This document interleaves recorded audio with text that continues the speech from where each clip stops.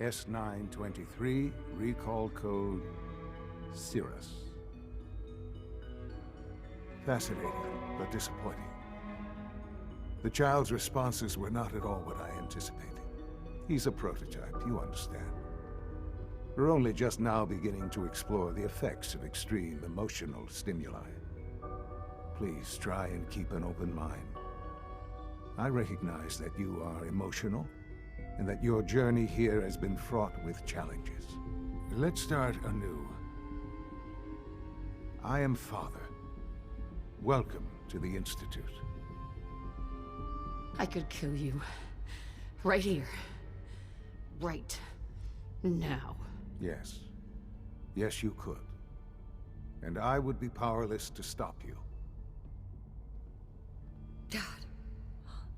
All we're missing are the teacups and the white rabbit. Ah, levity. Excellent. A sure sign that you adapt quickly to stressful environments. But I need you to realize that this situation is far more complicated than you could have imagined. You have traveled very far, and suffered a great deal to find your son. Well, your tenacity and dedication have been rewarded. It's good to finally meet you, after all this time. It's me. I am Shaun. I am your son. Come on. That's crazy. I assure you, I am completely sane and entirely honest. In the vault, you had no concept of the passage of time. You were released from your pod and went searching for the son you'd lost. But then you learned that your son was no longer an infant, but a 10-year-old boy. You believed that 10 years had passed. Is it really so hard to accept that it was not 10, but 60 years? That is the reality, and here I am. Raised by the Institute, and now its leader.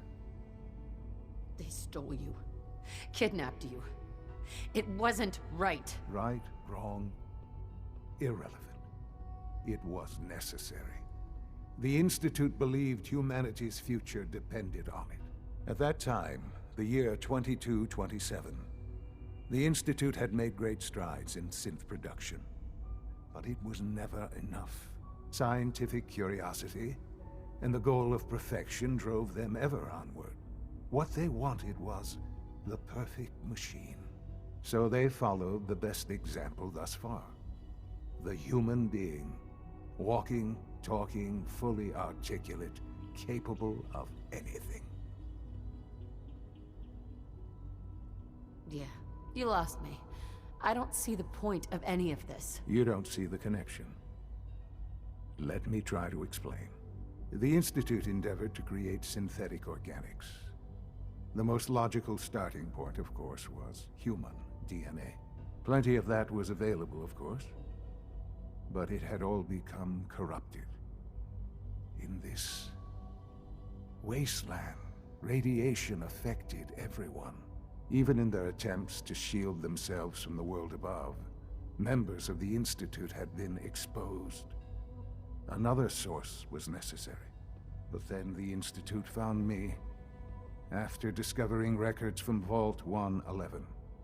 An infant, frozen in time, protected from the radiation-induced mutations that had crept into every other human cell in the Commonwealth. I was exactly what they needed. And so it was my DNA that became the basis of the synthetic organics used to create every human-like synth you see today. I am their father. Through science, we are family.